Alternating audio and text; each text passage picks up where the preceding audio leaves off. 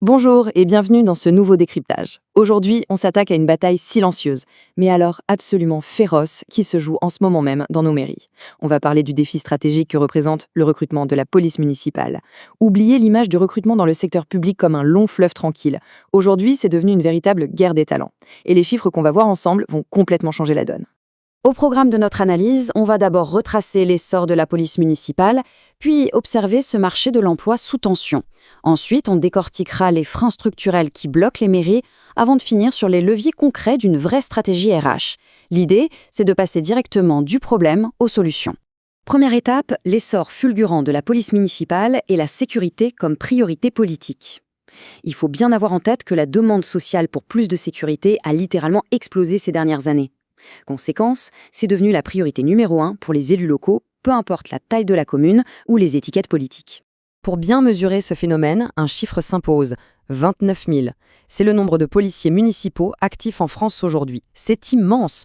On ne parle plus du tout d'une petite force d'appoint en arrière-plan. C'est un pilier massif de notre tranquillité publique et ça prouve à quel point les mairies ont dû mettre les bouchées doubles pour professionnaliser leurs équipes. Et le truc, c'est que ces 29 000 agents ne sont évidemment pas concentrés au même endroit, ils sont dispersés dans environ 4 600 collectivités. Ça montre bien qu'il s'agit d'une demande généralisée et urgente. De la grande métropole ultra-dense au petit village rural, sécuriser l'espace public est un besoin partout. Et c'est justement cette multiplication des demandes simultanées qui crée un énorme goulot d'étranglement. Ce qui nous amène à notre deuxième point, un marché de l'emploi extrêmement tendu, marqué par une véritable surenchère concurrentielle. Tout le monde veut recruter la même denrée rare au même moment, donc forcément, la compétition devient féroce. Pour les maires, le stress est maximal, car un manque d'effectifs sur le terrain est tout de suite perçu comme un risque direct par les habitants. Prenons un exemple très concret. Imaginons une commune moyenne de banlieue qui ouvre 2 postes.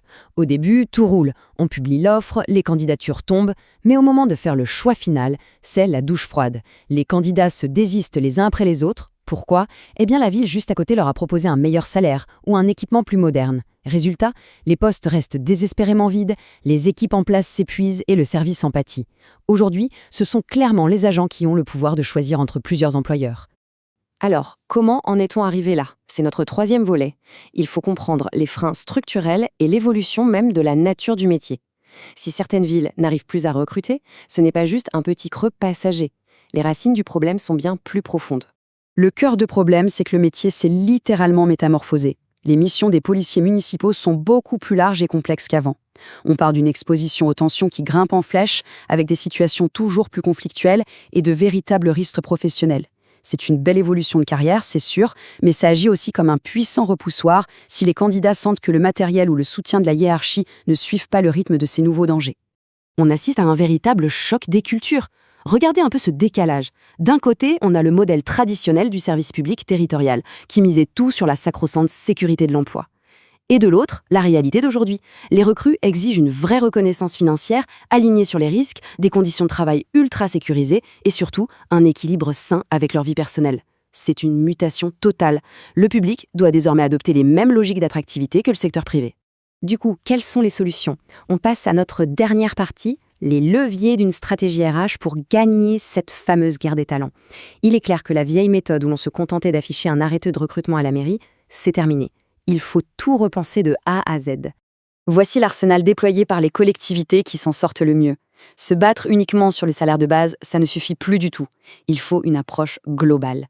Il faut jouer sur la rémunération, bien sûr, mais aussi sur les conditions de travail, sur l'équipement, sur l'organisation des horaires et parfois même proposer des aides au logement dans les zones très chères. Et enfin, on voit apparaître un concept inédit dans ce secteur, la marque employeur. Si on rentre dans le concret, ça donne quoi ? Côté portefeuille, on parle d'optimiser les primes et de bien valoriser les heures supplémentaires. Côté conditions de travail, c'est fournir des véhicules récents, des outils numériques performants et de l'armement. De manière très pragmatique, dans ce marché hyper concurrentiel, fournir des armes et du matériel de pointe, c'est devenu un argument de recrutement massif. C'est le signal fort que la mairie prend ses agents au sérieux. Et pour l'équilibre de vie, il est devenu indispensable d'aménager intelligemment les cycles horaires pour limiter la pénibilité du travail de nuit. Et tout ça nous ramène à cette fameuse marque employeur. Franchement, qui aurait cru il y a 10 ans que les mairies feraient des campagnes de com ultra ciblées sur les réseaux sociaux avec des vidéos immersives juste pour attirer des policiers ? C'est pourtant la nouvelle norme. L'objectif est de rendre la proposition de la ville hyper attractive par rapport à celle de la voisine. C'est une vraie opération de séduction stratégique. Ce qui nous mène à cette réflexion clé. La question n'est plus seulement de recruter, mais de convaincre durablement. Et on touche en plein dans le mille. Faire signer un contrat, c'est bien beau. Mais si l'agent claque la porte 6 mois plus tard parce que les promesses n'ont pas été tenues, c'est un échec cuisant. Aujourd'hui, la fidélisation, c'est vraiment devenu le nerf de la guerre. Et c'est là-dessus que ce décryptage se termine. La grande question reste ouverte. Qui réussira à convaincre et à retenir ses talents sur le long terme? Dans cette bataille sans merci, seules les villes qui seront proposées un projet clair, valorisant et protecteur tireront leur épingle du jeu pour garantir notre sécurité de demain. C'est un véritable casse-tête managérial et le défi ne fait que commencer. Merci d'avoir suivi cette analyse, c'est un sujet fascinant qui va sûrement continuer à évoluer très vite.